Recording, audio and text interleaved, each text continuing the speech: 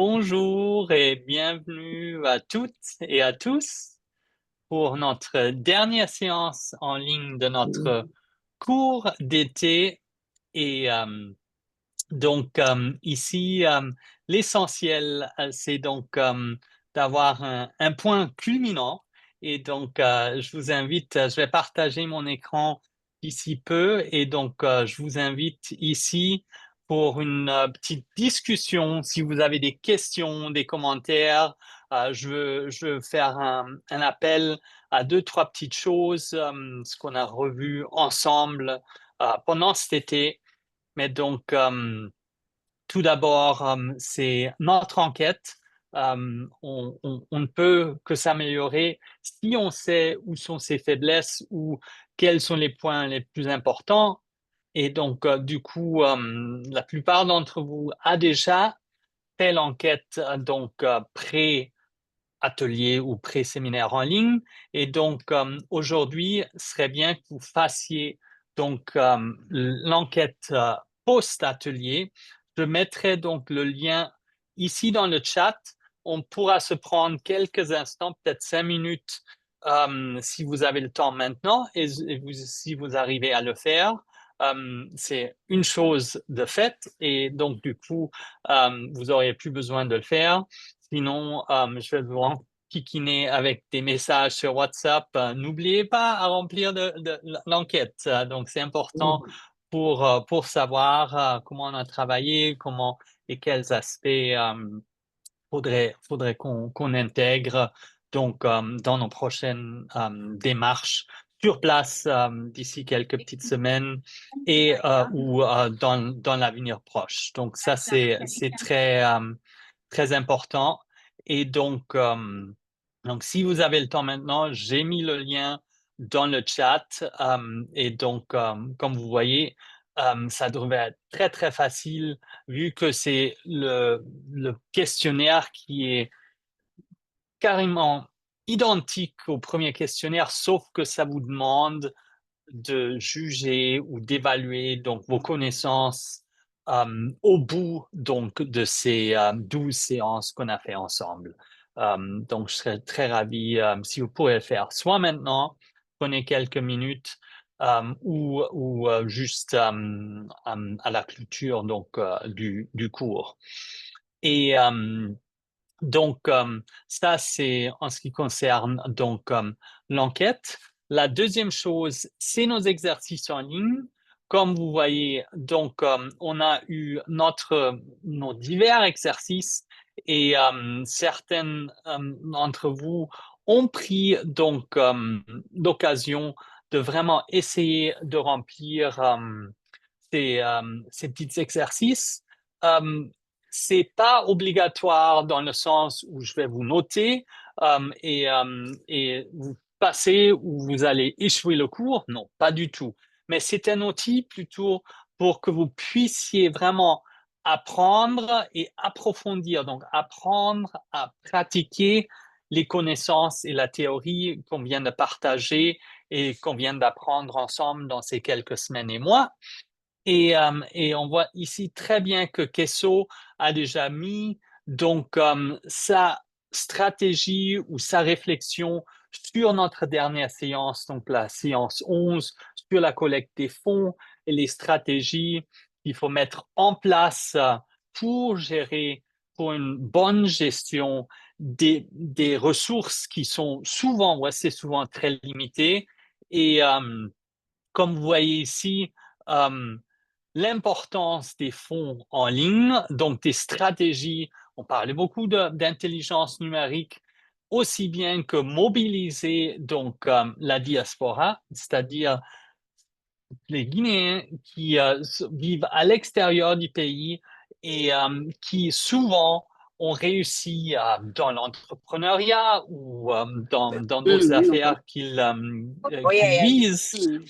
Et donc, du coup, ça, c'est quand même très, très important pour mieux comprendre.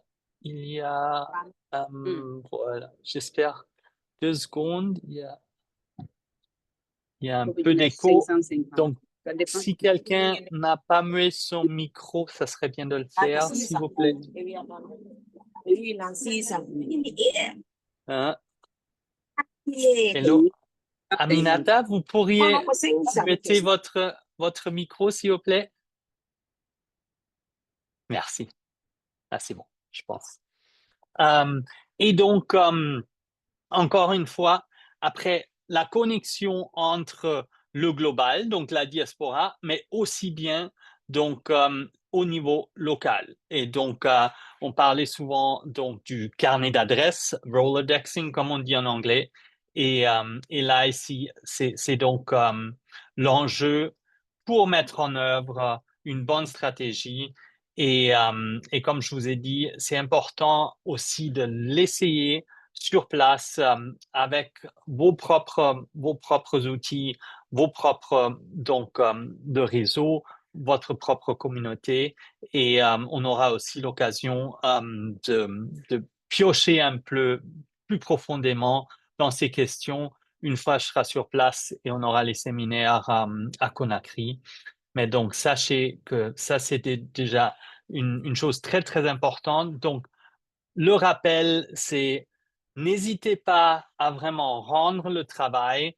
Euh, Volontiers, je vous donne des commentaires. Si besoin, on aura le temps aussi de parler individuellement lorsqu'on arrive. Mais c'est tellement important qu'on travaille donc la théorie qu'on a vue ensemble pour justement améliorer donc les compétences dans ces différents domaines. En ce qui concerne donc une petite revue, comme j'ai dit tout à l'heure, on avait vraiment culminé la semaine dernière donc sur le problème ou la question des ressources. Pour mener une campagne, il faut des fonds. Où les trouver? Donc, mais les fonds sont pas, ou les ressources sont pas forcément monétaires. C'est important d'avoir donc de l'argent sur son compte pour mener une campagne effective. Mais on a aussi parlé d'autres ressources, c'est-à-dire donc du volontariat et ou du réseau avec donc des individus ou des groupes qui peuvent vous forcément aider, supporter, soutenir. Et ça aussi, ça joue un rôle extrêmement important. Et donc, toute la question de comment créer une stratégie politique pour votre campagne et comment au mieux donc gérer sa communauté et donc son équipe pour la campagne électorale pour que ça soit aussi quelque chose de durable, même si on n'arrive peut-être pas à gagner la première campagne, qu'on vise un deuxième mandat une deuxième fois pour postuler. Et donc ça, c'est très, très important. Mais aujourd'hui, j'aimerais bien prendre donc un peu de temps pour mieux comprendre quelles sont donc les démarches à suivre à partir de ce cours. Et donc, je pense, une des choses les plus importantes, c'est de faire une réflexion sur tous les thèmes qu'on a vus ensemble, de ne pas justement laisser les cours tout seuls, mais non, de les réintégrer, de les relire, de les discuter avec vos collègues, avec vos amis, même en famille. Et donc ça, c'est très, très important parce que comme on a vu, la collecte des fonds, c'est pas seulement votre compte bancaire, mais c'est le réseau, c'est les individus, c'est les groupes qui vous soutiennent. Et donc, c'est vraiment d'internaliser ces questions ou ces thèmes qu'on a vus ensemble et les pratiquer au quotidien. Et donc, le parcours d'apprentissage, c'est donc d'utiliser ces connaissances qu'on a revues et vues tout au long des séminaires,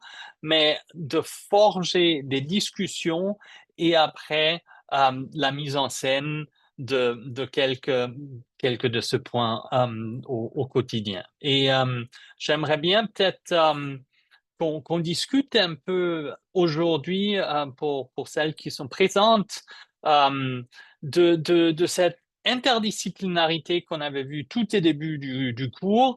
Donc, quelles sont les intersections possible. On parlait beaucoup de politique, bien évidemment, mais dans la vie, tout est politique. Si vous êtes en train d'aller au marché et vous êtes en train de négocier le prix pour votre pain, pour les légumes, ça c'est un acte politique. C'est très local, mais on s'implique dans la communauté et donc on a vu donc ce langage politique peut être aussi bien local que régional ou national. Et donc, cette connexion entre l'économie locale ou et nationale et l'enjeu et le rôle que jouent les technologies dans tout cela. Et ma question que j'aimerais bien vous poser et que j'aimerais bien avoir une petite discussion autour, c'est donc qu'en pensez-vous le rôle donc des femmes et notamment les femmes leaders comme vous? euh, Comment se mieux préparer pour justement faire face aux enjeux? D'après ce qu'on vient de voir toutes ces dernières semaines, euh, comment donc créer une inclusion, qu'elle soit sociale, politique, culturelle et économique, euh, dans notamment tout processus de décision. Et donc, j'aimerais bien euh, que vous vous engagiez là avec quelques mots. Quelles sont vos leçons apprises? Quelles sont vos réflexions à partir de vos expériences propres? Quel est votre défi le plus dur ou le plus remarquable à retenir? Donc, je vous passe la parole. On attend encore un peu pour que vous puissiez réfléchir sur cette question, mais partagez un peu à partir de votre propre expérience professionnelle et individuelle, quelles, d'après vous, sont les mesures qui pourront donc mener à un meilleur engagement et une meilleure inclusion.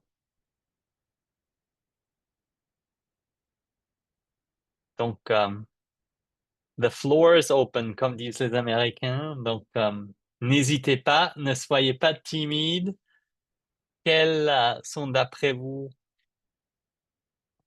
quelques mesures, quelques idées clés qu'on a visitées ou vues ensemble pendant ces dernières semaines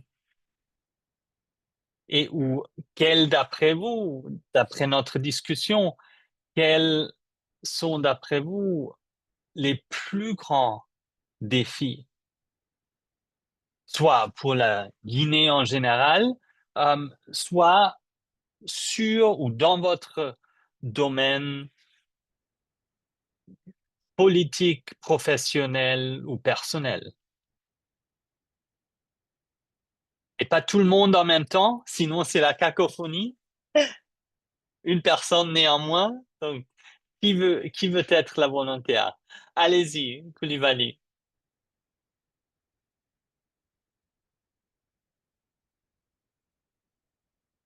Bonjour, professeur, vous m'entendez? Oui, allez-y. D'accord. Voilà. Donc, je disais déjà que pour moi, le premier enjeu pour être une femme leader, ou en tout cas se positionner comme femme leader, c'est vraiment mieux maîtriser les problématiques de sa communauté. Voilà, c'est mieux les maîtriser, mieux les comprendre et pouvoir mettre les actions en place pour pouvoir les corriger, même si c'est à une petite échelle, en fait, en tant que leader. Donc, il ne faut pas forcément te dire qu'il faut aller, il faut attendre à être peut-être présidente de la République ou bien à être dans le gouvernement. Ou en tout cas, il faut pouvoir penser à un projet qui peut vraiment avoir un impact sur la communauté. Voilà. Oui, Voilà. Et petit à petit, on met une feuille de route en place, on se fait aider parce que seul on ne peut pas. On essaie de cibler les personnes qui peuvent vous aider à porter le projet et puis y aller. En tout cas, si on veut se placer en femme leader. Ou en tout cas, on vient aider une autre femme leader aussi à pouvoir évoluer dans ces projets et Très- également à pouvoir, voilà, également les autres femmes, pour qu'il y ait plus d'inclusion, il ne faut pas se baser seulement sur sa catégorie peut-être sociale ou socio-professionnelle. Il faut avoir l'objectif de s'ouvrir à plusieurs autres catégories pour qu'on puisse toucher mieux la communauté. Voilà. L'enjeu fondamental ici, c'est pouvoir trouver des ressources, c'est-à-dire que mieux élaborer son projet pour qu'on puisse atteindre des gens qui ont des ressources pour pouvoir vous aider si seul, en tout cas, vous ne pouvez pas. Donc, c'est un peu ça que je dis que ça pourrait nous aider à pouvoir mieux nous impliquer dans la vie de la communauté. Et surtout, la formation, maîtriser ce qu'on dit. Parce que souvent, on ne maîtrise pas ce qu'on dit. Et puis après, des questions pointues viennent, on n'arrive pas à s'en sortir. Donc, mieux maîtriser ce qu'on dit, mieux maîtriser toutes les problématiques de notre communauté en détail et surtout à plus petite échelle, nous fera en sorte qu'on puisse se positionner comme femme leader. Voilà, c'est tout ce que je pouvais dire aujourd'hui. Oui, très, très, très, très joli. Et je vous lâcherai pas de suite. J'ai une petite question encore, mais je voulais juste D'accord? faire, faire un petit sommaire ici parce que vous avez joliment souligné trois choses très clés et très importantes. La première, c'est de ne pas attendre et dire, ah, une fois que je serai présidente ou une fois que je serai au pouvoir, je changerai le monde. Le monde se change à toute petite échelle, peu importe si c'est au niveau municipal ou régional ou si c'est que dans votre institution spirituelle ou religieuse ou autre. Donc ça, c'est très, très, très important.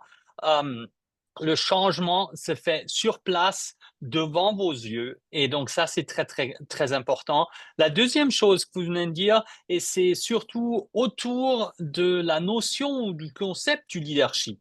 Euh, on a toujours l'impression que pour être un bon leader, faut guider, faut avoir la direction, mais vous avez bien souligné, en tant que leader, on peut aussi soutenir un autre leader. Et donc, de ne pas toujours vouloir se mettre en, en avance et sur la plateforme en tant qu'individu que tout le monde devrait suivre ou écouter. Et non, des fois, on prend tout le pouvoir, toutes les ressources et toutes les compétences qu'on a et on les met au service d'un projet ou un processus plus large. Donc ça aussi, c'est très, très important parce que souvent, on se trouve confronté à cette question, mais je suis pas un leader ou j'aimerais bien devenir un leader, mais comment je fais? Et donc, vous nous avez donné ici deux principes clés qu'il faudrait vraiment enchaîner pour être un leader avec du succès. Et donc, la troisième chose que vous venez de dire aussi, c'est, et ça porte sur la question des ressources, euh, et là encore, c'était plus implicite que explicite, mais vous avez donc fait allusion au fait que il faut pas attendre jusqu'à ce que les ressources viennent et dire oh je peux rien faire parce que j'ai pas les ressources. Non, vous aviez dit que on peut à toute petite échelle déjà commencer à implémenter, à réaliser une stratégie, un plan. Et si on a besoin plus de ressources, ben de l'évoquer dans une élaboration, par exemple, à travers des stratégies, et donc euh, essayer à ce qu'on puisse obtenir de l'aide d'autres organisations ou d'individus, un bailleur de fonds ou une organisation ou un groupe qui aimerait bien vous soutenir. Donc ça, c'est trois points clés.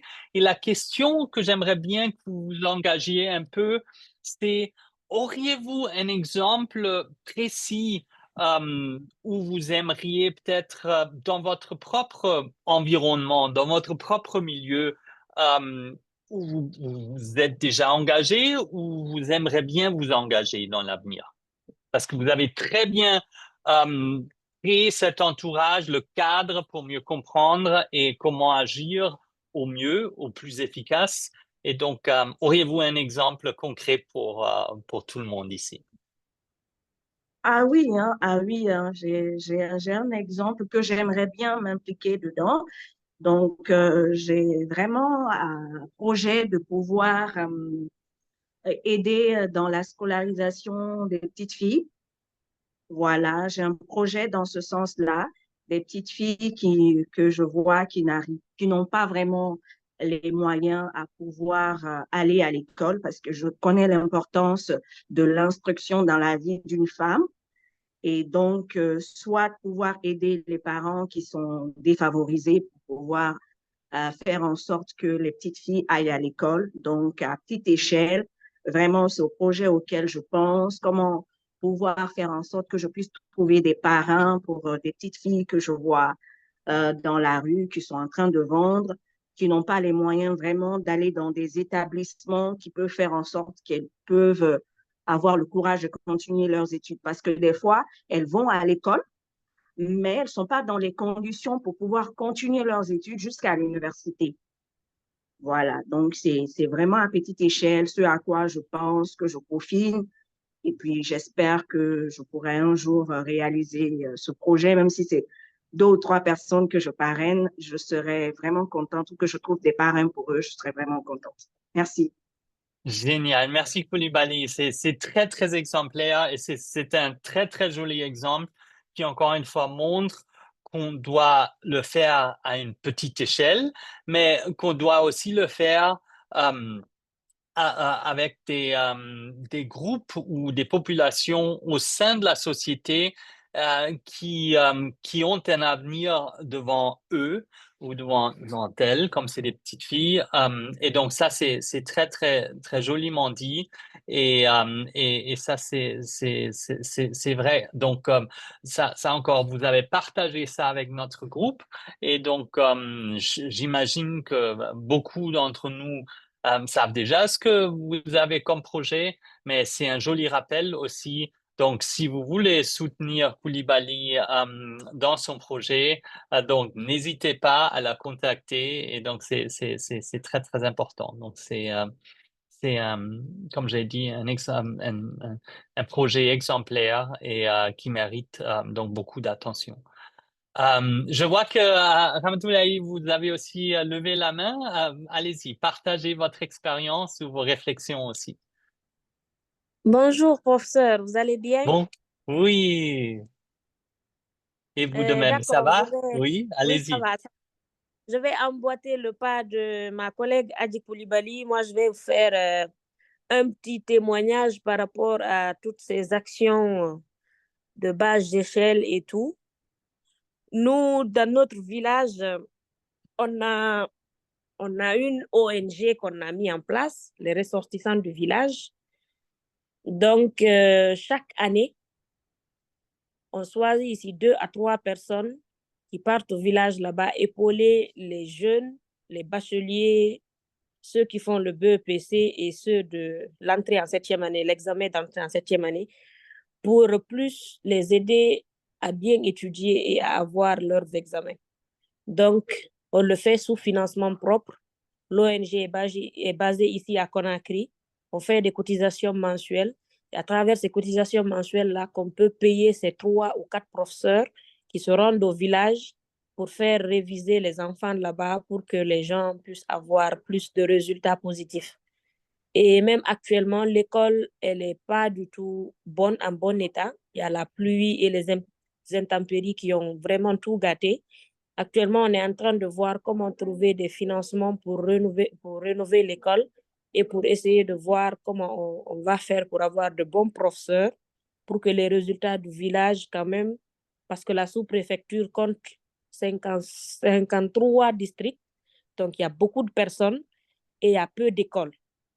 Donc nous, on veut s'investir dans ce sens pour pouvoir construire une grande école, pour pouvoir aider la communauté à la base.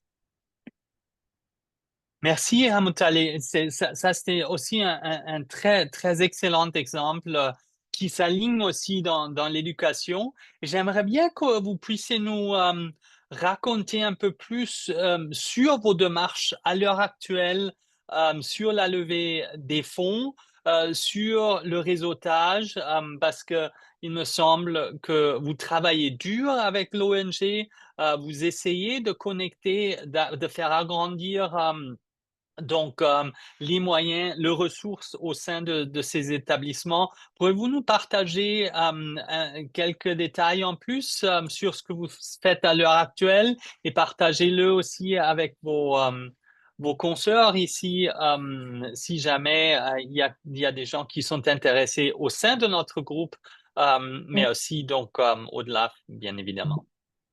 D'accord. On a fait une collecte de fonds. On a contacté nos frères et sœurs qui sont à l'extérieur du pays. On les a parlé du projet. On a demandé qu'on voulait de l'argent pour mettre à exécution le projet.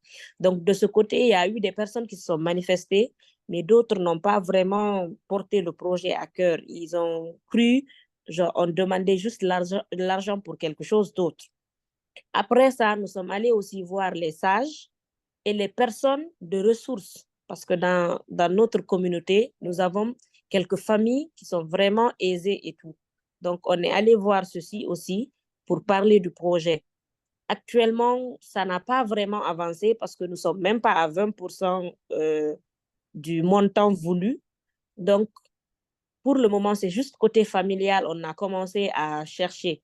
Mais moi, j'ai vu mon cousin et je lui ai dit, pourquoi ne pas faire le projet et voir avec les institutions? S'il y avait une possibilité de voir les institutions pour ça. Parce que c'est quand même une grande école on veut construire. Et je ne sais pas si peut-être on va avoir un gain de cause. Mais jusqu'alors, c'est que la famille. Les personnes de bonne volonté et les personnes de ressources de la famille, ce sont ceux-ci qui ont été contactés pour le moment. Pierre, merci pour toutes ces informations et je pense vous avez joliment décrit vraiment les problèmes ou les difficultés au moins auxquelles on est confronté lorsqu'on essaye de monter un projet. Mais je pense vous avez très joliment fait d'abord enchaîner donc cette campagne au sein de votre communauté, de l'élargir petit à petit. Et je pense la prochaine démarche ou l'étape suivante, c'est d'engager donc des acteurs peut-être publics ou privés à une plus grande échelle. Mais pour cela, aux États-Unis, ça s'appelle Proof of Concept.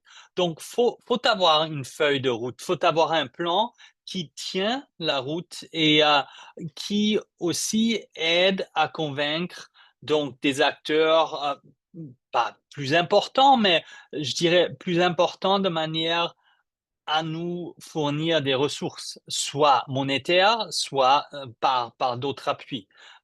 Et ça, c'est très, très important. Et vous verrez dans une des diapositives prochaines que je vais montrer d'ici quelques minutes, euh, on voit aussi donc comment une stratégie, un plan évolue et on ne devrait jamais s'arrêter. Et des fois, il faut revenir au point de départ, mais souvent, on a un point de départ et après ce point évolue et on arrive à mieux intégrer donc différentes voix et différents acteurs tout au long de ce processus.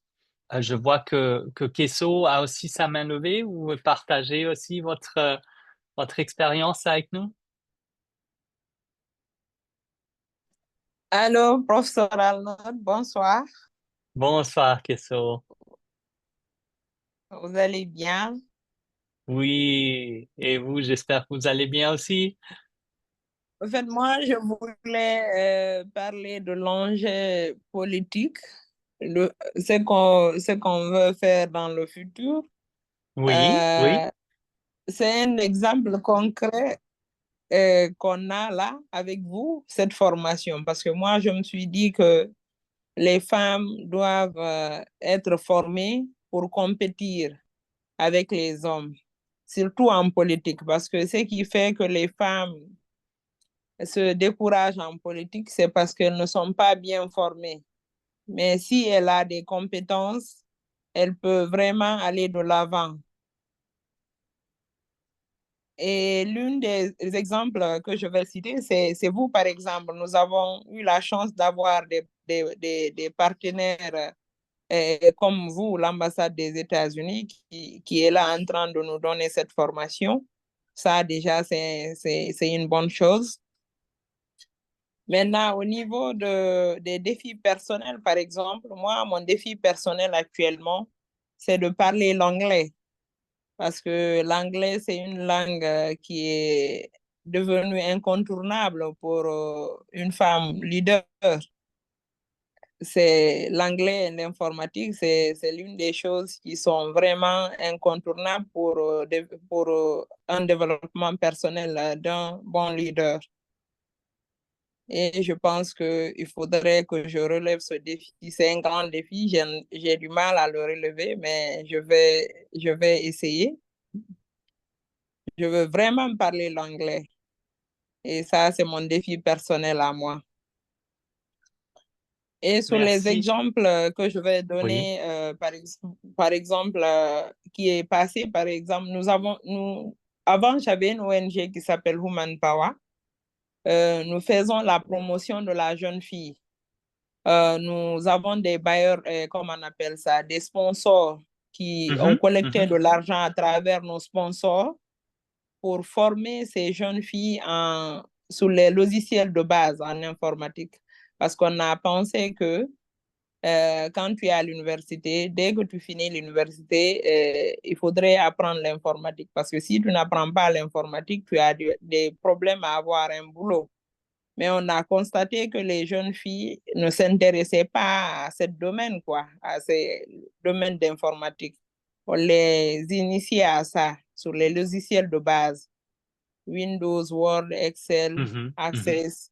On les donnait ces formations pour pouvoir, comment on appelle ça, avoir de l'emploi. Et on collectait aussi des fonds pour les femmes, pour l'hygiène intime féminine, parce que en Afrique, c'est un sujet tabou. Dès que tu parles de l'hygiène intime d'une femme, c'est un sujet, les parents ne parlent pas de ça avec leurs enfants. Mais nous, on a initié un programme pour ça. Nous partons dans les écoles pour nous sensibilisons les filles, comment s'entretenir, comment se protéger, tout ça, contre les maladies sexuellement transmissibles et beaucoup d'autres choses. On les donnait même des cadeaux par rapport à ça. C'est cet exemple que je voulais donner. Merci bien, Kesso. Ça, c'est très, très important aussi. Et j'aime bien l'exemple que vous venez de partager. Je sais pas qui est-ce qui a... Ah, c'est bien. Et donc, je pense les deux choses très, très importantes.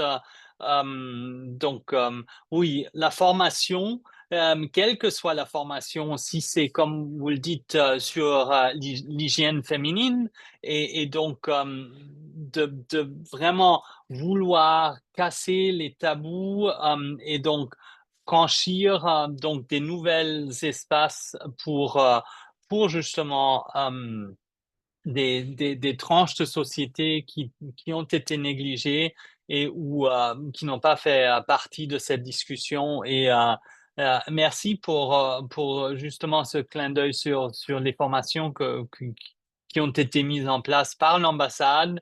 Et je suis ravi que vous voyez l'intérêt et l'importance et le rôle de ces séances. Et je ne peux pas souligner de trop que c'est que le début. Donc, tous les matériaux que je vous fournisse je vous ai fourni, ça sert à aller plus loin. Et je pense l'exemple de langue étrangère que vous venez d'évoquer sur vos propres connaissances de base d'anglais et que c'est une lutte au quotidien parce que vous n'avez pas grandi avec cette langue et donc de français et donc une langue officielle parmi beaucoup d'autres dans votre pays avec tous les dialectes et donc le vernaculaire donc régional et régionaux.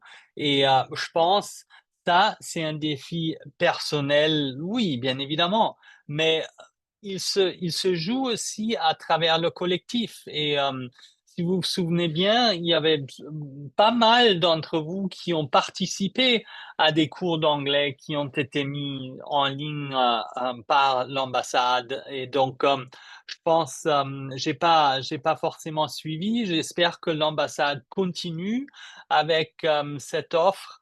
Et sinon, ça serait une bonne occasion lors de mon retour qu'on fasse un rappel aux institutions, donc au sein de l'ambassade, pour justement continuer, offrir, à donner ces cours, bien évidemment sur place si c'est possible, mais aussi peut-être en ligne. Et donc, je sais que ma femme s'est mise à apprendre, elle parle couramment, elle est américaine, mais elle parle couramment euh, allemand et parce qu'elle a habité à Berlin il y a un petit moment. Mais en ce moment, elle est en train d'essayer d'apprendre le français. Et c'est aussi quelque chose qui se fait au quotidien et elle le fait à travers une petite appli. Me souviens plus si c'est Duolingo ou autre. Mais donc, c'est sous forme de jeu. Et comme elle est avocate, elle travaille beaucoup. Mais c'est vrai qu'elle se prend ces 5 à 10 minutes par jour.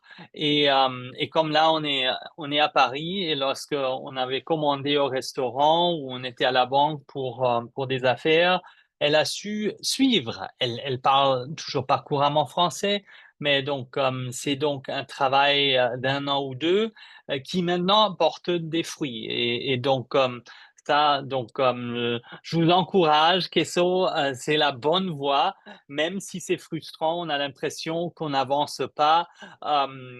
Toute petite démarche envers ce plus grand objectif est important. Et sachez que vous y arriverez, même s'il y a des fois des moments où vous vous dites, oh mais non, c'est une langue si dure, j'arrive pas. Et l'essentiel, c'est pas de devenir, comme disent les Américains, native speaker, mais plutôt d'avoir un niveau qui vous permet de partager vos idées et votre narrative, votre histoire, si c'est pour une campagne politique ou autre, avec votre communauté et des acteurs internationaux justement pour avoir un plus grand soutien. Et donc, je vois que vous avez encore la main levée. Vous avez une autre question ou un autre commentaire? Et sinon, on passera à Baldé et on va donc cloître notre session de discussion après Baldé. Oui, c'est juste Oui, un commentaire. Vous avez oui, raison, c'est frustrant des fois parce que je me démerde tous les jours, je fais tellement de fautes, mais je parle quand même, je me dis que c'est trop compliqué, pourquoi je suis rentrée dans tout ça? C'est vraiment, je me dis que c'est vraiment, vraiment trop dur. Mais non. je suis toujours positive. Actuellement, j'ai une chaîne qui donne les cours d'anglais. Je mets sur ça et j'ai mis mon téléphone en anglais, mon Super, ordinateur en anglais. super. Je regarde les films généralement maintenant en anglais. Les films que j'aime, quand je suis sur les réseaux sociaux, je mets l'anglais. Même si je ne comprends pas, j'écoute. J'écoute. C'est, c'est un premier pas et c'est important parce que en étant bébé, lorsqu'on apprend à parler, c'est justement ça ce qu'on fait. on écoute, on n'est pas active. Oui, il y a certains bébés qui sont très actifs. J'ai une nièce à peine 1 an, elle a déjà bavardé et il fallait la taire parce que elle était en train de raconter des histoires du matin au soir. Mais a priori, non. On est jeune, on écoute, on apprend par répétition. Et donc, tout ce que vous venez de dire ici, Kesso, c'est clé, c'est important et c'est un très, très bel exemple comment améliorer petit à petit donc vos compétences linguistiques. Merci d'avoir partagé tout cela et j'espère que ça va aussi encourager d'autres. Et j'ai vu aussi dans le chat que même si l'anglais, c'est dur, c'est primordial et c'est important qu'on s'y mette. Donc, je vous encourage. Et Baldé, vous avez aussi la main levée, vous aussi une petite Si, histoire, expérience à partager? si je peux me permettre avant Baldé, je voudrais donner une Oui, petite... allez-y, bien sûr, ma chère présidente. Professeur, nous sommes quand même des femmes politiques. J'aurais aimé écouter aujourd'hui pourquoi les femmes sont en politique, quelles sont leurs perspectives, qu'est-ce qu'elles veulent développer au sein de la classe politique, qu'est-ce qu'elles veulent devenir, pourquoi elles sont en politique. Ça, c'est très important. Bien sûr qu'on peut ici parler de ses activités personnelles, de son développement personnel, de ce que l'on souhaite faire dans la vie, mais qu'est-ce qu'on souhaite faire en politique? Parce que c'est ça l'intérêt du cours. Qu'est-ce qu'on veut faire en politique? Tout le cours doit servir à la femme politique à développer vraiment son moi personnel, mais à se projeter dans l'avenir pour dire qu'est-ce que je deviens dans 5 ans, dans 10 ans, où je serai rendu, quel est mon chemin que je veux construire. J'aimerais bien écouter ça. Je vous remercie. J'adore. Merci, ma chère présidente. Et vous avez lu donc mes idées, mon cerveau. Vous voyez, si on regarde les fiches suivantes, c'est le plan d'action d'ici 3 mois jusqu'à 1 an et dans l'avenir. Et donc, la dernière discussion aussi donc sur les défis en politique, etc. Donc, je vous invite donc comme ma chère présidente vient de le dire, Baldé, peut-être vous pourrez vous enchaîner sur donc cette question. Quelles sont vos perspectives? Quels sont vos objectifs, notamment à travers les problèmes et les thématiques qu'on a vues ensemble dans ces dernières semaines?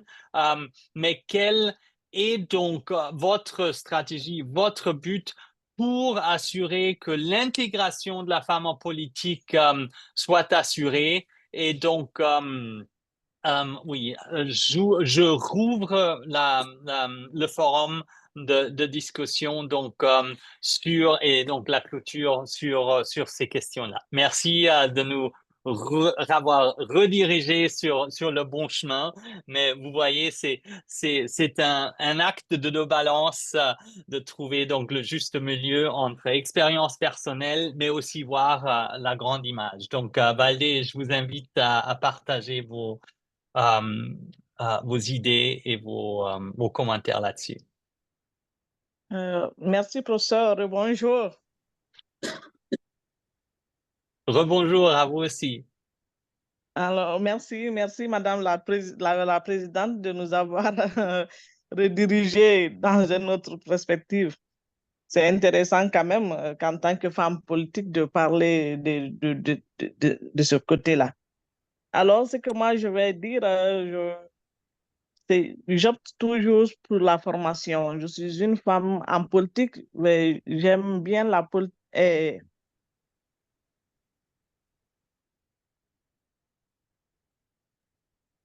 Voilà, désolée, je suis là.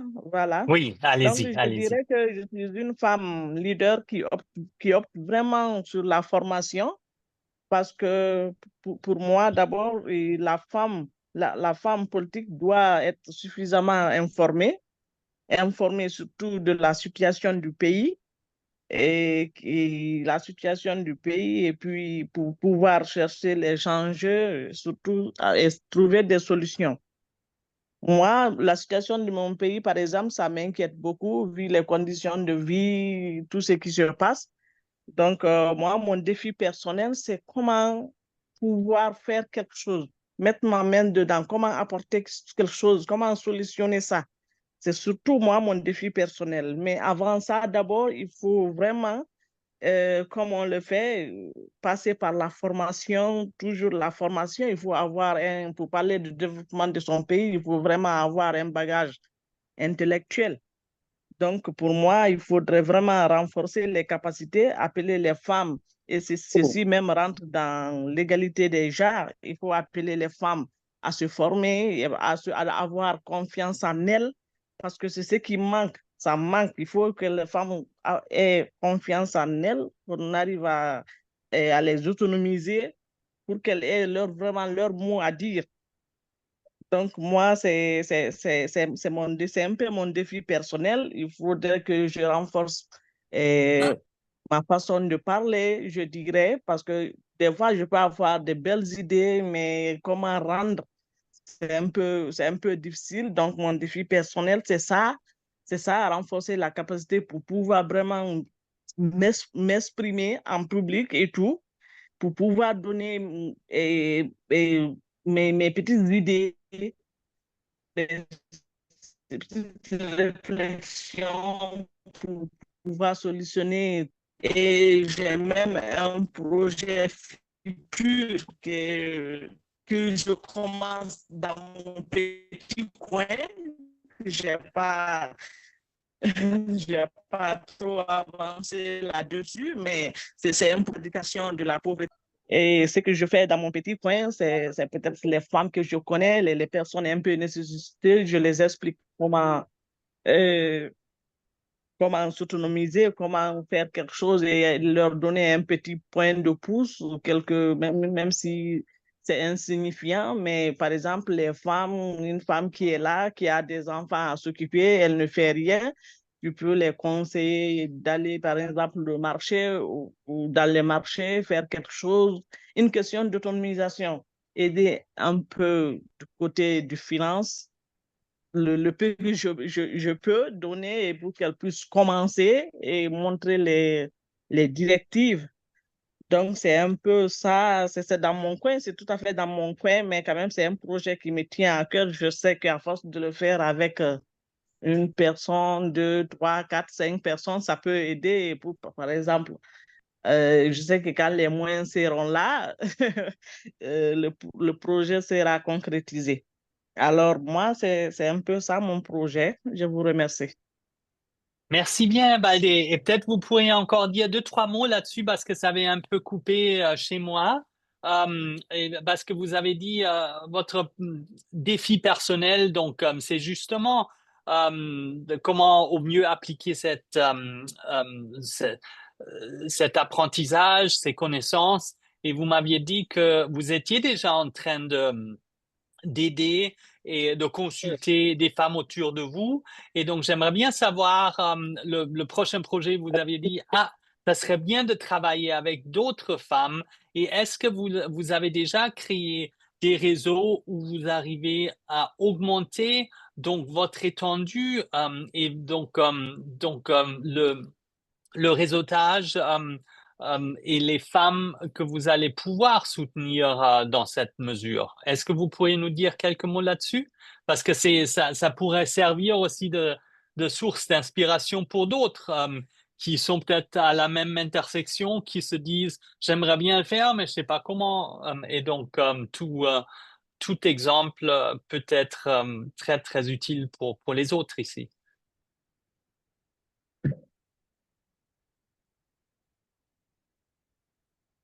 Est-ce qu'elle est là? Est-ce qu'elle suit? Vous arrivez à nous suivre, Baldé? Sinon, si vous avez des problèmes de connexion, peut-être.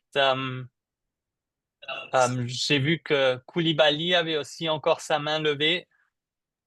Si vous voulez partager, Oui, donc. le temps que Baldé revienne, Oui, tout à j'aimerais fait. partager quelque chose avec vous concernant ma vision en politique. Pourquoi déjà j'ai adhéré à la Guinéenne en politique? C'est que c'est pour deux choses principales, deux raisons principales. C'est que la première raison, j'aimerais bien qu'une femme soit présidente de la République en Guinée. Et quand j'ai vu Raga Makale de loin, moi, je l'admirais depuis longtemps. Donc, quand j'ai su que c'était elle qui était à la tête de la Guinée en politique, je suis venue l'appuyer. Et en ce moment, je n'avais aucun parti politique. Je n'étais pas membre d'un parti politique, donc je suis devenue membre de son parti politique automatiquement parce que mon but, c'était pour venir pour ça. Donc, c'est pour accompagner une femme à ce qu'elle soit présidente de la République.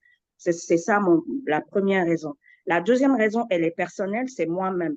C'est que moi également, je suis rentrée dans la Guinée en politique afin d'acquérir les compétences nécessaires pour que je me présente également pour les futures élections, qu'elles soient régionales ou dans un futur présidente. Mais pour le moment, c'est ça mes objectifs. Et je crois que je suis là-dessus et j'espère ne pas lâcher. Mais mon but est pour les femmes qui méritent de gérer ce pays. Merci. Super, merci bien Coulibaly d'avoir partagé donc votre vision et les prochaines démarches. Vous voyez ici aussi genre le plan d'action juste 0 à 3 mois à partir donc de ce cours et donc aussi comment ça se fait donc tout au long. Donc j'ai fait ici le cours à moyen terme, mais bien évidemment il y a le long terme et j'espère qu'il va falloir attendre 5 ans à ce qu'il y ait une femme à la présidence dans votre pays. Mais vous avez très bien vu combien de temps ça prend aux États-Unis. Donc il y a même d'autres pays africains qui étaient plus rapides que ce pays qui se dit une très, très forte démocratie. Et donc, ça aussi, c'est la réalité politique ici. Je vois que Kesso a également levé sa main. Vous pouvez partager donc votre vision, vos actions, quelles sont les prochaines démarches dans votre parcours pour justement renforcer le rôle et l'inclusion des femmes en politique. Alors, ma vision, je reviens sur là-dessus. En fait, moi, ce qui a fait que j'ai adhéré à la Guinée en politique, je vais, comme on appelle, un peu, comment on appelle ça, joindre Adji Coulibaly, par exemple. Parce qu'on a remarqué en Guinée, les hommes sont devenus présidents de la République, mais rien n'a changé pratiquement. Mais on veut que les femmes, et c'est aussi les femmes. Mais moi, mon objectif dans 5 ans, par exemple, c'est d'être, par exemple, chef de quartier de ma commune. Ça peut aider à accompagner celle que je veux et qu'elle soit présidente. Parce que quand, par exemple, je suis chef de quartier dans 5 ans, je pourrais sensibiliser cette population de mon quartier à soutenir, par exemple, la présidente, parce que moi, je la soutiens à 100%. Je voudrais qu'elle soit présidente. Mais les actions que je veux mener, c'est d'abord être chef de quartier ou bien conseiller du quartier jusqu'à ce qu'on arrive à la CENI. Là, on pourrait bien mener une très belle campagne pour elle. Parce que vraiment, on tient qu'elle soit présidente de la République en Guinée. Mais moi, je veux commencer par les bases, par mettre des bases très solides pour l'accompagnement de Madame la Présidente. C'est un peu ça, ma vision. Merci, Kesso. Et c'est très, très important de revenir aux bases, comme vous le dites, de travailler le niveau local. Et donc, bien évidemment, si vous avez du succès en devenant donc soit chef de quartier ou conseillère, je vous invite aussi donc à dire comment j'ai fait. Donc, coach de coaches, comme c'est la devise donc de notre cours ici.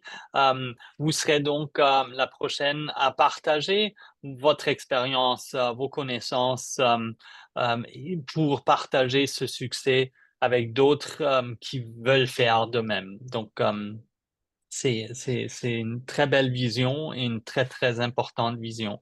Je ne sais pas si entre-temps, et merci d'avoir partagé tout ça, si Baldé veut finir encore un dernier petit mot sur l'expérience qu'elle venait de partager tout à l'heure, mais si le réseau ne le permet pas, ça sera pour une autre fois, peut-être sur place lorsque je reviendrai.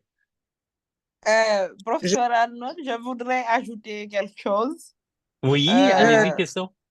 La deuxième chose. Ok, allez-y, Haja. Moi, je Allez, voudrais tout simplement donner, fermer le micro, l'écho. Je voudrais tout simplement donner l'exemple de LGP. LGP, c'est tout un projet qui démarre avec les femmes, qui voudrait finir avec les femmes. Le défi étant de mettre une femme au pouvoir. Pour pouvoir mettre une femme au pouvoir, il faut que les femmes, l'ensemble des femmes guinéennes prennent de ce qu'elles peuvent donner à leur pays en étant de responsabilité.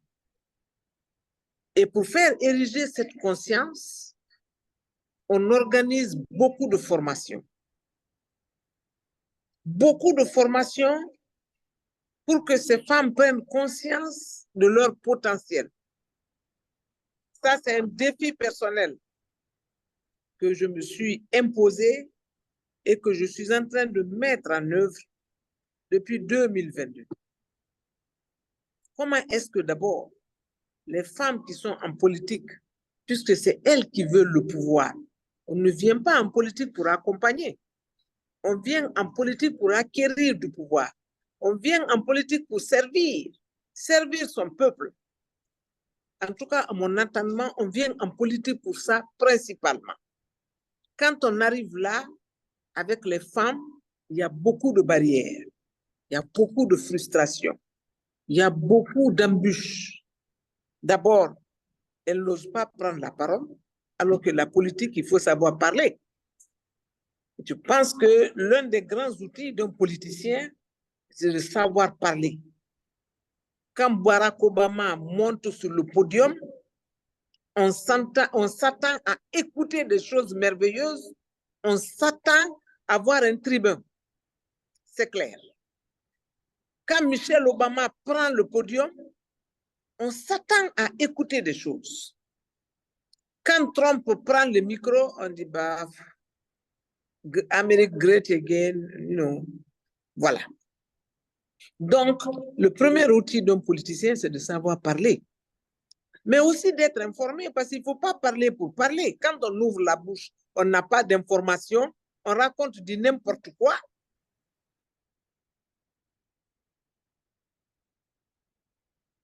Eh bien, on se fait... La formation, elle est essentielle.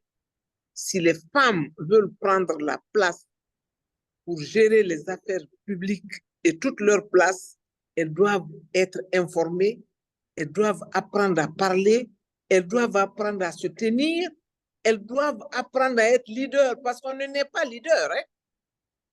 N'importe qui n'est pas leader.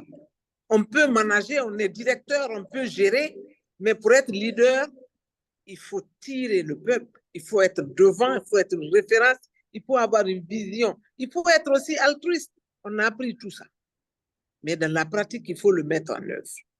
Donc, dans mon entendement, si beaucoup de femmes guinéennes ont conscience de leur potentiel et de leur pouvoir, 52%, dividende démographique, elles se disent, si on le veut dans un ensemble cohérent, on peut le faire, on peut à ce moment-là penser qu'on peut mettre une femme au pouvoir. Parce que tant qu'il y a la majorité d'hommes qui décident pour les femmes, eh bien, ils vont décider pour les hommes. Mais quand les femmes comprennent qu'une femme au pouvoir, c'est bon pour elles, parce qu'elles-mêmes, elles vont être au pouvoir, je pense que les femmes doivent commencer à la base. Il y a beaucoup de femmes qui gèrent les affaires de la communauté au niveau du quartier déjà, au niveau des communautés rurales, au niveau des mairies. Elles sont députées pour faire passer des lois en faveur de la femme, sur la parité, sur les VBG, sur tout ce que vous voulez, qui respectent les droits humains des femmes. Ces femmes-là seront enclines à voter pour une femme. Mais tant que vous êtes seul dans l'arène, dans ce magma où vous ne pouvez pas sortir, ce sera difficile d'être là. Donc, je crois à un destin collectif et non à un destin individuel. Je pense que si décentralisement jusqu'au niveau de nos antennes, il y a beaucoup de femmes qui sont là, qui savent qu'elles ont droit aussi au pouvoir autant que les hommes, ce pays pourra mettre dans le fauteuil une femme. Donc, c'est ça le défi à relever. Avoir un maximum de femmes, de Yomung, de Zor à Kaloum ici, un maximum de femmes qui savent que mobilisées, elles peuvent y arriver et pourront mettre une femme au pouvoir. Et pour y arriver, il y a des actions à entreprendre. Ce n'est pas seulement la formation, mais aussi l'autonomisation, c'est l'entrepreneuriat. C'est pourquoi nous sommes en train de nous battre pour avoir un projet de citoyenneté et d'autonomisation. C'est-à-dire autonomiser les femmes, les rendre indépendantes, les aider dans leur quotidien, les libérer des travaux durs parce qu'elles ont des projets qu'elles peuvent porter, des projets générateurs de revenus qu'elles peuvent porter pour qu'elles aient le temps de faire la politique. Parce que si vous demandez à une femme de venir faire la politique, d'être chef de quartier, d'être candidate, alors qu'elle n'a pas de quoi faire manger ses enfants, quand ses enfants sont malades et ne sait pas que faire, sa priorité, c'est d'abord sa famille. Pour la déconnecter de cette priorité qui va toujours rester une priorité, il faut lui donner les moyens d'avoir une liberté, d'avoir un espace pour elle en la libérant de tout ce qu'elle a à faire, comme travaux domestiques, comme ceci et cela, pour qu'elle s'intéresse mieux à la gestion de sa communauté. C'est pourquoi, en aidant les femmes à venir en politique, le préalable, c'est d'aider les femmes économiquement. Donc, nous faisons des projets dans ce sens. Ce qu'on a fait dans le passé, c'est énorme. On ne va pas faire un livre là-dessus, à mon niveau de responsabilité, mais ce que je me propose de faire, c'est ce que je suis en train de vous dire. Parce que quand vous avez aidé les femmes dans leur champ, parce que vous avez cette possibilité, avec les semences améliorées, n'est-ce pas, avec les instruments agricoles, avec la maîtrise de l'eau, quand vous avez fait les pistes rurales hier dans les communautés, vous avez fait des forages, vous avez fait des mosquées, dans ces communautés-là, tout est lié, vous êtes sûr que vous avez comme qui dirait, un bilan à présenter. Mais vous avez aussi, n'est-ce pas, the savings, how to say that in good French. Vous avez emmagasiné des récoltes que vous pourrez faire demain. Donc, pour arriver à ce niveau, il faut avoir ce package derrière, il faut avoir engrangé tellement de choses pour arriver à ce niveau-là. Donc, voilà ce que je peux dire. Et je pense qu'on peut conclure sur cette partie si on a d'autres choses. Sinon, tout le cours va se focaliser autour de ces défis, à moins que ce ne soit aujourd'hui l'unique topic. Voilà, professeur. Merci bien, ma chère présidente. Et je pense que vous avez très joliment connecté les points essentiels, que la personne, l'individu compte, est important. Et donc, toute histoire, toute expérience partagée aujourd'hui est essentielle pour justement arriver à cet objectif collectif, à faire de sorte à ce qu'il y ait un changement dans les têtes, donc un changement de culture qui se fasse à travers donc cette automisation de la femme. Et donc, j'invite tout le monde, comme la chère présidente l'avait dit, de continuer les efforts individuels, mais de penser à une plus grande échelle. Et c'est pour ça que je vous ai incité tout au long de vos histoires de dire, oui, si vous arrivez à le faire, mais comment montrer donc à quelqu'un d'autre comment ils peuvent au mieux le faire dans leur propre communauté. Et c'est donc, comme la chère présidente vient de le dire, un ensemble qui aidera donc véritablement à changer les cœurs, les mœurs qui sont importants pour justement apporter cette transformation que vous souhaitiez et qu'on souhaite tous pour le pays. Et donc, avec celui-ci, comme la chère présidente l'avait dit, on va donc cloître la séance aujourd'hui, mais je suis très ravi de vous dire que j'ai eu mon billet a été réservé, donc Inch'Allah, je viendrai d'ici peu, donc début septembre, et on pourra donc continuer ce travail important ensemble pour qu'on puisse donc avancer et arriver à ce grand but et vraiment réaliser pas ce rêve, mais cette vision. Merci à toutes et portez-vous bien et je vous vois d'ici très, très peu. Passez encore une bonne semaine. Merci. Merci pour tout le cours depuis si longtemps. Merci. Et merci. Merci à vous. Merci à vous. Un bras pour le professeur. Un bras pour le professeur. Merci. Merci, professeur. Merci beaucoup. Merci pour tout. Merci. Thank you very much. Thank you so much. We appreciate it. Et à très, très vite. Ok, merci. À très, très revoir. vite. Bye bye. Merci, Take au care. revoir. Oh, oui,